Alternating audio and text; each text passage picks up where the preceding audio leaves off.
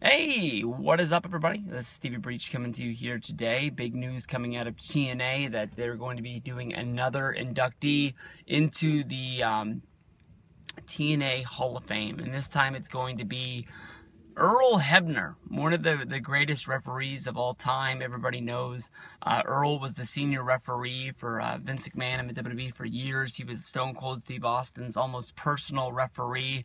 They were good buddies. He goes down in history of being one of the most infamous referees because of, it matters. If you're a big fan of the 80s, you'll never forget the main event, which is where Earl debuted in the WWE. His brother was already a referee there, and Earl was basically, working indies and things like that, and he was trying to work his way up to getting there. And they came up with this idea of Hulk Hogan versus Andre the Giant live on NBC, where they were going to do a title change, where Andre was actually going to beat Hulk Hogan, but it was going to be off of a 2 count. And then the whole story was that the $1 Million Man had so much money that he basically cloned another referee to look like the one referee because they were twins. Earl and Dave would be able to be in the ring at the same time, and from there, the plastic surgery. How much did he pay for the plastic surgery? And that was the storyline, and that's the way that it went down. And then, of course, everyone's always going to remember Bret Hart versus Shawn Michaels at the Survivor Series, where basically they did the screw job where Vince said, Bret, go out there, we're going to have a schmoz. One thing leads to another. Bret Hart lets Shawn Michaels put him in the sharpshooter. Then the second that he rolls it over, Vince is telling the ring guy to ring the bell.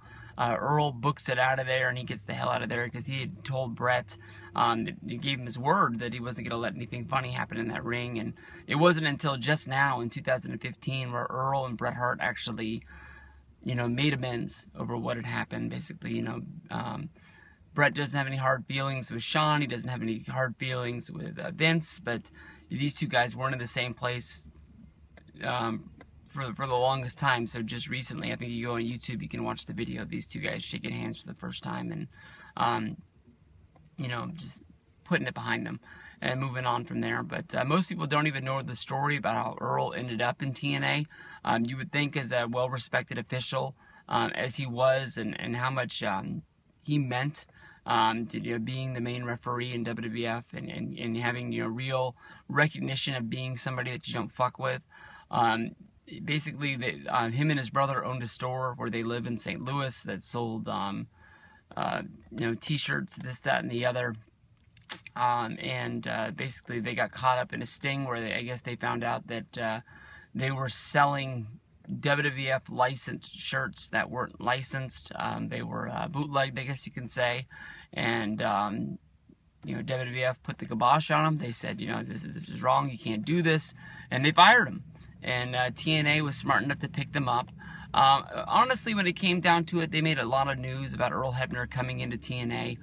At the end of the day, I think the guy's honestly just a referee. I don't think that he makes any matches better, but a lot of wrestlers say that he's one of the best guys to have out there in the ring. But I think as somebody that's buying a pay-per-view or watching a match, very rarely, unless the referee screws up and does something bad, like, counts the 3 count or does something that influences the match, and he botches it up and he messes it up. I don't know, but you got to think how long Earl's been in the wrestling business and everything he's gone through. I guess you could say TNA really doesn't have anybody else to put in there. And the weird thing is, it's not even going to be happening at Bound for Glory. It's going to be happening in a Bound for Glory house show. They put Jeff Jarrett into the TNA Hall of Fame. They did it on an episode of Impact in the ring at the Impact Center because they couldn't wait to get to Bound for Glory because of the whole TNA versus Global Force Wrestling storyline. Needed something to kick it off. Jeff Jarrett came there, competed in the match. He won the Global Force. No, he won the he won the King of the Mountain match, which he then sort of dedicated as being the new championship in TNA, and it's been passed around. I think Bobby Roode holds the belt right now, but honestly, I'm not even really 100% sure who does. But it's good for Earl. It's good for TNA to get some recognition and get some stuff out there. There's lots of bad news swirling around about these guys, so we'll see what happens. But Earl going to the TNA Hall of Fame should honestly be a good, fun thing for the people that are in attendance. Hopefully they'll film it, put it up on a DVD, or put it on the television show, or on the internet. Somewhere will be available for people like us to see it. But it's a shame. I mean, they put Angle into the Hall of Fame a few years ago, and he's really just about the only guy that they have left. You know, with AJ Styles being so busy wrestling for New Japan now, and wrestling for Ring of Honor and lots of indies, it's hard to bring him back if he even would want to do it. Christian's probably still under some sort of a TNA contract. You've already put the Dudleys, Sting, Angle, they're already in there. So they're basically down to the point where they created this thing and they wanted it to be something, but now they're down to the point where they don't have anybody that they can put in there, and that sucks.